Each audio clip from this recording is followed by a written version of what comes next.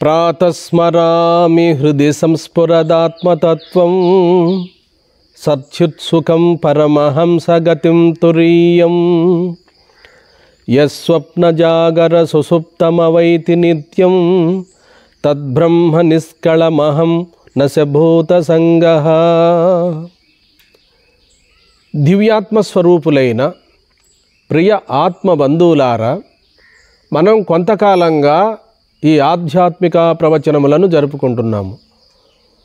ముందు భాగములో ధ్యానం ఎలా చేయాలి, యోగం ఎలా చేయాలి అనేటువంటి విషయాలను చెప్పుకున్నాం. రెండో భాగములో కూడా అదే అంశాలను చెప్పుకున్నాం. ఇప్పుడు యోగము, జ్ఞానము.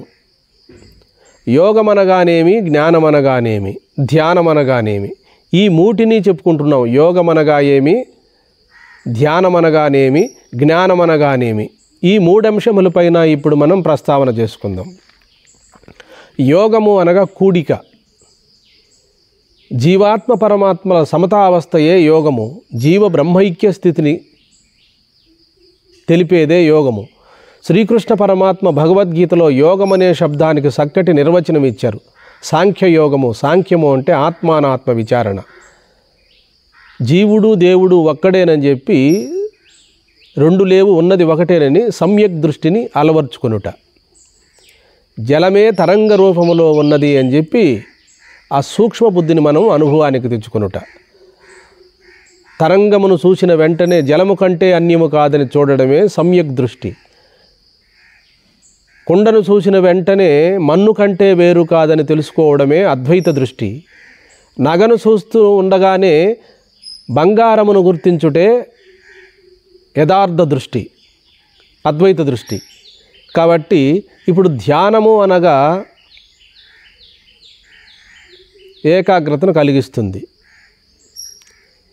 యోగము అనగా ముందుది. యోగము అనగా ప్రాణాయామం కూడా చెప్తున్నారు మనకు. యోగము అనగా ఇట్లా జ్ఞానపరంగా ఉంది, ఇటు యోగపరంగా ఉంది, ఇట్లా విచారణ పరంగా కూడా ఉంది. యోగము, ధ్యానము, జ్ఞానము.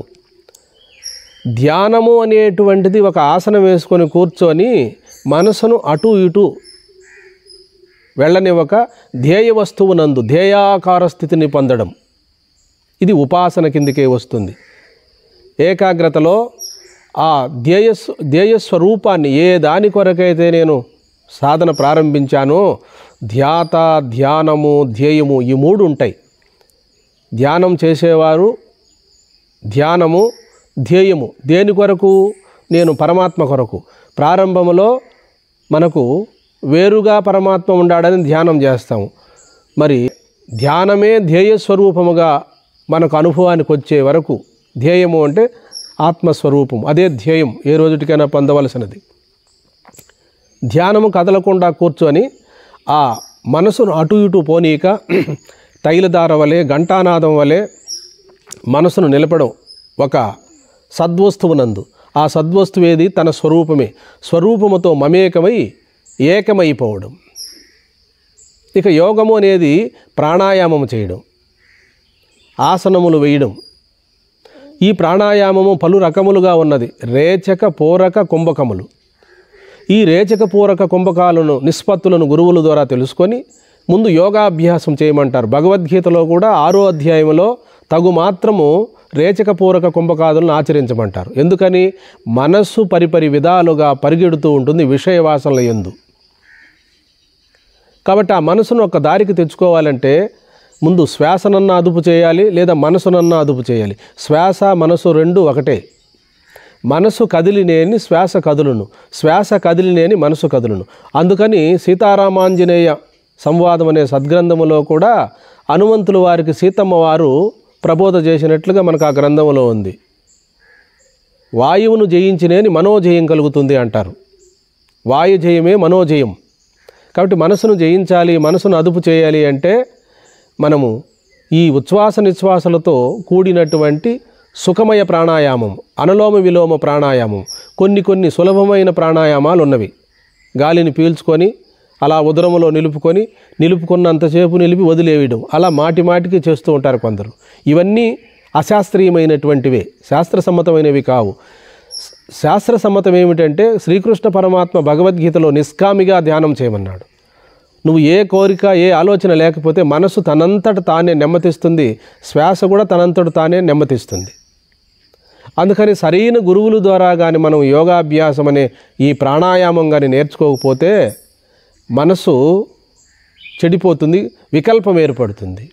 అది సక్రమంగా మనం ఈ ప్రాణాయామము ఎన్ని నిమిషాలు ఎన్ని సెకండ్లు నిలపాలి, ఎన్ని సెకండ్లు రేసించాలి, కుంభించాలి, పూరించాలి అనేటి ఆ నిష్పత్తులు బాగా తెలుసుకొని సాత్విక ఆహారం తీసుకోవాలి, మితాహారం తీసుకోవాలి. శరీరానికి ఏ విధమైన అలసట జరగకూడదు. అలసట జరిగితే మరి అనారోగ్యం వాటిల్లుతుంది, శిరోవేదన కలుగుతుంది, లేనిపోని సమస్యలు వస్తాయి. అప్పుడు సరిగా మనం చేయనప్పుడు గురువులేమో మనకు సరిగా చెప్పలేదు, ఈ గురువులు మంచివాళ్ళు కారేమో అనుకుంటాం. కానీ గురువులు ఎప్పుడూ కూడా కొంతమేరకు మంచిగా చెప్తారు.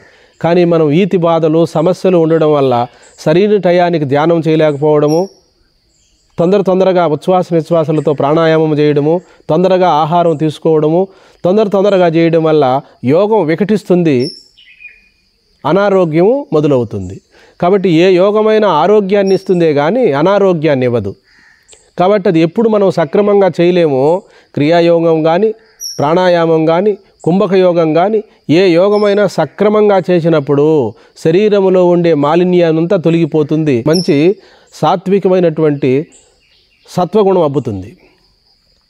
కాబట్టి గురువులది తప్పు కాదు, సాధకులదే తప్పు. తొందరగా చేయడం వల్ల, తొందరగా ఆహారం తీసుకున్న వెంటనే యోగం చేయడం వల్ల, జపం చేయడం వల్ల ఇలాంటి అనారోగ్యాలు వస్తూ ఉంటాయి. కాబట్టి అందుకనే యోగం ఎప్పుడూ కూడా చాలా నేర్పరిగాను, ఓర్పుగాను, సహనంతో చేయాలి. కాబట్టి యోగము అనేటువంటిది మనోమాలిన్యాన్ని అదుపు చేస్తుంది. మనోమాలిన్యాన్ని అదుపు చేసి శ్వాస ఒక నిశ్చలావస్థకు వచ్చినప్పుడు ధ్యానం కుదురుతుంది. ధ్యానం వలన ఏకాగ్రత కలుగుతుంది, ఏకాగ్రత వలన సవికల్ప సమాధి కలుగుతుంది, సవికల్ప సమాధి వలన నిర్వికల్ప సమాధి కలుగుతుంది. ఇట్లా క్రమంగా రావాలి. యమము, నియమము, ఆసనము, ప్రాణాయామము, ప్రత్యాహార, ధారణ, ధ్యాన, సమాధి అన్నారు. 8 అంగములతో కూడినటువంటిదే అష్టాంగ యోగము. ఇవి ఈనాడు కాదు, ఏనాడో మన భారతదేశంలో ప్రచారంలో ఉన్నవి. కానీ ఇవి సమతుల్యమైన ఆహారం తీసుకోవాలి, సక్రమంగా 4 గంటలకే లేవాలి, ఏ తొందరపాటు లేకుండా ప్రశాంత హృదయముతో కేవలం అనులోమ విలోమ ప్రాణాయామం చేసిన మనసు శాంతిస్తుంది. మనసు ఎప్పుడు శాంతిస్తుందో ఉచ్ఛ్వాస నిశ్వాసలు రహితమైపోతాయి, ఆసనము సిద్ధవుతుంది. సమతుల్యమైన ఆహారం తీసుకున్నప్పుడు మరి శరీరం కూడా శుద్ధి జరుగుతుంది. శరీరానికి కూడా వాక్కు, నేత్రములు, ముఖ వర్చస్సు, దేహము నుండి సువాసన వస్తుంది, చెమట వాసన ఉండదు, మూత్రపురీషణములు తగ్గుతాయి, శరీరం తేలికవుతుంది, గాలిలో నడిచిపోయినట్టుగా అనుభూతి కలుగుతుంది. కాబట్టి ఇవన్నీ కూడా మన పూర్వీకులైన మహాత్ములు ఏం అజ్ఞానులు కాదు, వీటన్నిటినీ ఆచరించే సమాజానికి బోధ చేశారు. కాబట్టి యోగాభ్యాసం అనేది ప్రాణాయామం, ధ్యానం అనేది ప్లస్ ధ్యానం, ఆత్మస్వరూప చింతనం ధ్యానం, ఆత్మస్వరూప చింతనం. ఆ ప్రజ్ఞానం బ్రహ్మ, అహం బ్రహ్మాస్మి, తత్వమసి అని సద్గురువుల ద్వారా విన్నాం కదా. ఆ విన్న వాక్యాలను స్మృతి పదములో ఉంచుకొని భ్రమరకీటక న్యాయం వలె పదే చింతన చేయడం, నేను పరమాత్మ స్వరూపుడై ఉన్నాను అని భావన చేయడం, లేదా సోహం మంత్రము చేసుకోవడం. ఇలా అభ్యాసం చేయడం వల్ల కీటకము భ్రమరమైన విధంగా జీవుడు శివుడవుతాడని శాస్త్ర ప్రమాణం. కాబట్టి ఇప్పుడు జ్ఞానము దగ్గర ఏ క్రియ పొసగదు, అది ఇలాగ చేసేది కాదు. చేసినట్లయితే అది కర్మకు అంగమవుతుంది. ఆత్మ అనేటువంటి తత్వము స్వయం ప్రకాశము, స్వతసిద్ధము, స్వతః ప్రమాణం, వాక్య ప్రమాణమే. కేవలము తత్వమసి అనగా అది నీవే అని చెప్పినప్పుడు గురువులు కేవలము స్వరూపంగా మిగిలిపోవడమే. అంటే ఏ కర్మకు అది మూలం కాదు. ఉపాసనకు కానీ, ధ్యానమునకు కానీ, యోగమునకు కానీ, జపమునకు కానీ అందనటువంటి స్థితి జ్ఞానం, అది పరాకాష్ట, అదే చిట్ట చివరి గమ్యము. ఆ స్థితిని చేరడం కొరకే మనం యోగం చేశాం. ప్రాథమిక దశలో ధ్యానము చేశాం, జపము చేశాం, ప్రాణాయామము చేశాం. ఇవన్నీ కూడా మలినముతో కూడుకున్న బంగారాన్ని పుటం వేసి మేలిమి బంగారముగా చేసిన విధంబుగా మన మనసును, బుద్ధిని సంసిద్ధతకు తీసుకొస్తాయి. కాబట్టి వస్తు సిద్ధమే ఇది. సాధన చేసి పొందవలసినది కాదు. అట్లని సాధన చేయకుండా ఉండకూడదని మా ఉద్దేశం కాదు. కాబట్టి ఏ సాధన లేదని నాస్తికత్వానికి వెళ్లకుండా సాధనలన్నీ ఉన్నాయి. ఒక పరిమితిని అనుసరించి సాధనలు ఉన్నవి. ఆ సాధనలన్నీ కూడా ఆహార నియమంతో, సమయపాలనతో మితంగా జీవనాన్ని సాగిస్తూ చివరగా ఈ సాధనలన్నీ కూడా మనలో ఉన్నటువంటి అజ్ఞానాన్ని నిర్మూలనం చేయడం కొరకే. మరి చిత్తశుద్ధి కలిగిన వారికి, సంస్కారవంతులకు, పూర్వజన్మ సుకృత ఫల విశేషం ఉన్నటువంటి వారికి ఇవన్నీ చేయనక్కర్లేదు. 2 తొలగి ఉంటాయి వారికి. ఎవరికి? మహావాక్య విచారణ శ్రవణం చేసేవారికి ఆత్మజ్ఞానం కలగాలి అంటే 2 ఆటంకాలు తొలగాలి.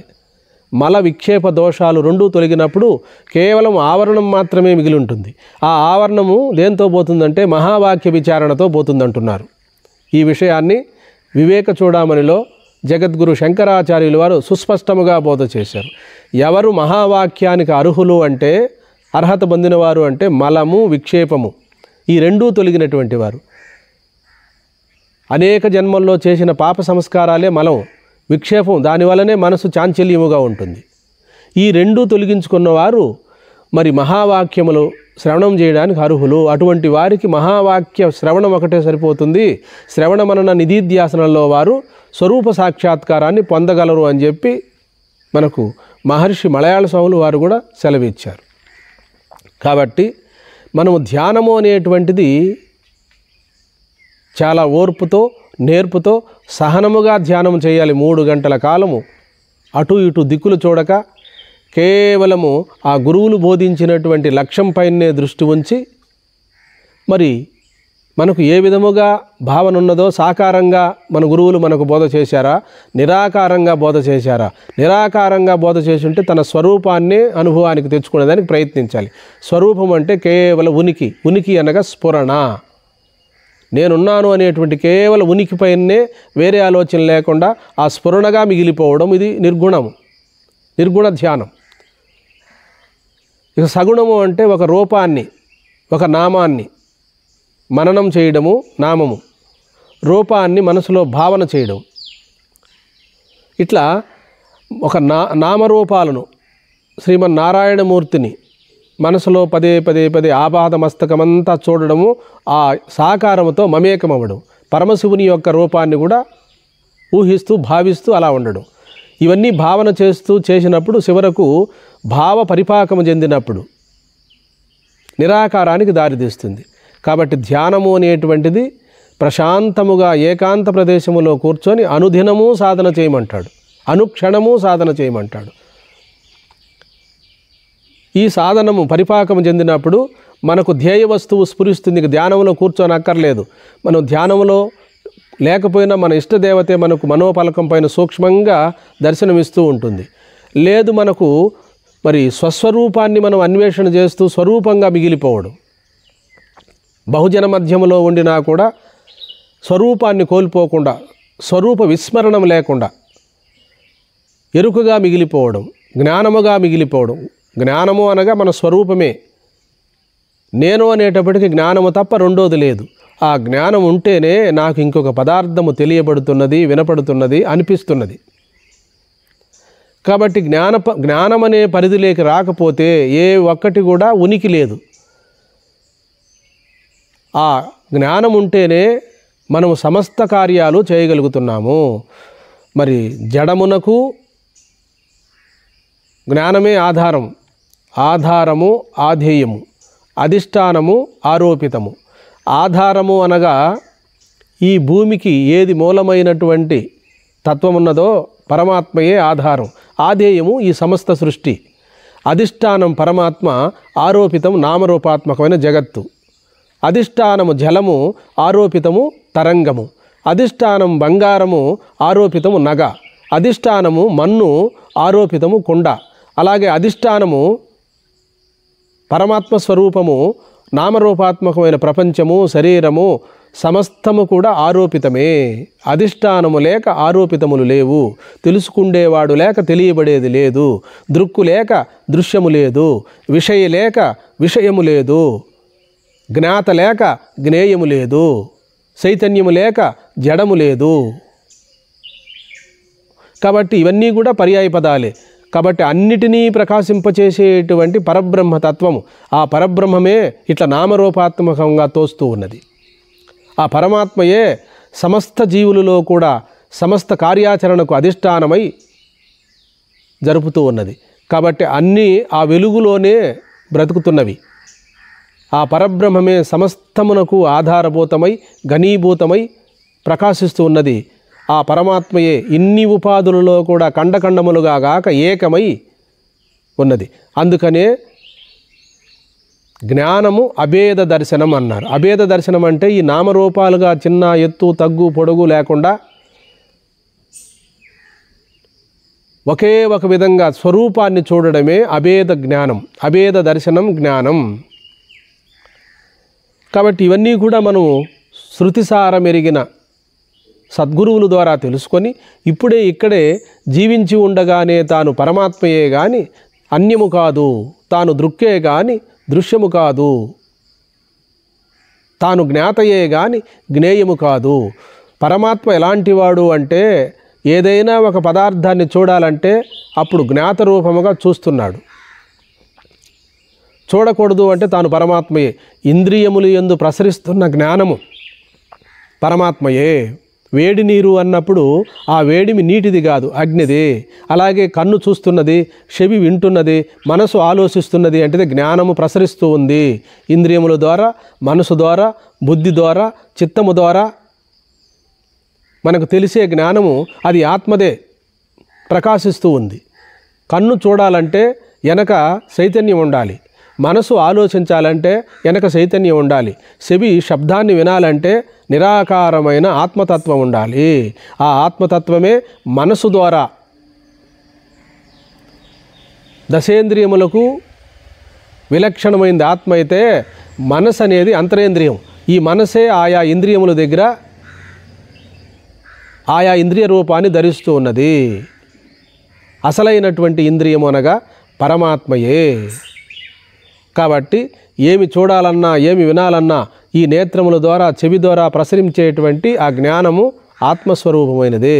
విడివిడిగా తెలుసుకుండేటువంటి తెలివికి ఏ తెలివి ఆధారమై ఉన్నదో కొండ, చెట్టు, పుట్ట, అంతరిక్షము అన్నిటినీ విడివిడిగా తెలుసుకుంటున్నాం. ఇట్లా విడివిడిగా లేదు జ్ఞానం. ఈ విడివిడిగా తెలుసుకుంటున్న దానికి వెనకాలుండి అన్నిటినీ తెలుసుకుంటున్న అఖండ జ్ఞాన స్వరూపం. ఆ అఖండ జ్ఞాన స్వరూపంలో విడివిడిగా తెలుసుకునేది లేదు. కంటికి ఒకే స్వరూపము, చెవికి ఒకే స్వరూపము, మనసుకు ఒకే స్వరూపము. ఇవన్నీ పరికరములు. కరెంట్ ఎట్లయితే ఫ్యానుకు ఒక కరెంటు లేదు, ఫ్రిడ్జ్కి ఒక కరెంటు లేదు, ఏసీకి ఒక కరెంటు లేదు, కూలర్కి ఒక కరెంటు లేదు. కానీ ఇవన్నీ కూడా పరికరములు. వాటికి సంబంధించిన పరికరములు ఉన్నాయి కనుక ఆ యంత్రాలకు సంబంధించినది అన్నిటికీ మూలమైనది విద్యుత్తు ఎట్లా ఆధారమో అలాగే మనం శబ్ద స్పరిశ రూప రస గ్రంథములకు మూలమైనటువంటిది ఒకే ఒక విశ్వ చైతన్యము ప్రజ్ఞానం బ్రహ్మ. ఆ ప్రజ్ఞయే నేత్రము ద్వారా రూపాన్ని చూస్తూ ఉన్నది. ఆ ప్రజ్ఞయే శ్రవణము ద్వారా శబ్దాన్ని గ్రహిస్తూ ఉన్నది. ఆ ప్రజ్ఞయే మనసు ద్వారా ఆలోచిస్తూ ఉన్నది. ఆ ప్రజ్ఞయే చిత్తము ద్వారా చింతిస్తూ ఉన్నది. ఆ ప్రజ్ఞయే సమస్త కార్యాచరణ చేస్తున్నది. ఇవన్నీ కూడా అనేకములుగా తోస్తూ ఉన్నప్పటికీ కూడా ఆత్మ ఏకమై అన్నిటినీ గ్రహిస్తూ సాక్షిగా ఉన్నది. గ్రహించడము సాక్షిగా ఉండడం స్వభావమే కానీ క్రియ కాదు. అగ్ని మండడము స్వభావమే కానీ క్రియ కాదు. సూర్యుడు ప్రకాశించడం స్వభావమే కానీ క్రియ కాదు. అలాగే ఈ ఇంద్రియముల ద్వారా చూస్తున్నటువంటి ప్రకాశము అది స్వభావమే కానీ క్రియ కాదు. చూడడం ఒక క్రియ కాదు, వినడం ఒక క్రియ కాదు. అయితే ఇవి అంతఃకరణానికి సంబంధించినవి. బుద్ధితో కూడినప్పుడు మనసుతో కూడినప్పుడు క్రియ అనిపించుకుంటాయి. వీటి వెనకాలుండి అన్నిటికీ సప్లై చేస్తున్న ఏ వెలుగులో ఏ చైతన్యములో నా మనసు పనిచేస్తున్నదో ఏ చైతన్యములో నా చెవి శబ్దాన్ని వినగలుగుతున్నదో, ఏ చైతన్యములో నా గుండె కొట్టుకుంటున్నదో, ఇవన్నీ వేరువేరుగా ఉన్నప్పటికీ కూడా వీటన్నిటి వెనకాలుండేటువంటి ఏక చైతన్యం ఏకరూపమై వీటన్నిటినీ కన్ను తెలుసుకునేటప్పుడు కంటికి ఒక చైతన్యం లేదు, చెవి శబ్దాన్ని వినేటప్పుడు చెవికి ఒక చైతన్యం లేదు. అన్నిటికీ కలిసి ప్రజ్ఞానం బ్రహ్మే. ఆ ప్రజ్ఞానం ఉంటేనే అన్ని ఇంద్రియాలు పనిచేస్తున్నవి. ఇంద్రియాలలో ప్రసరించేటువంటి చైతన్యము ఇంద్రియములది కాదు. ఇవి కేవలము గోళకములే. ఇవి కేవలము ఇవి పరికరములు మాత్రమే. వీటి వెనకాలుండేటువంటి అనంతమైనటువంటి మన స్వస్వరూపము, సహజ స్థితి. ఈ సహజ అనుభవాన్ని ఏ మహాపురుషుడు, ఏ మహాత్ముడు తెలుసుకుంటాడో అతడు జీవించి ఉండగానే జీవన్ముక్తుడు. హరి ఓం.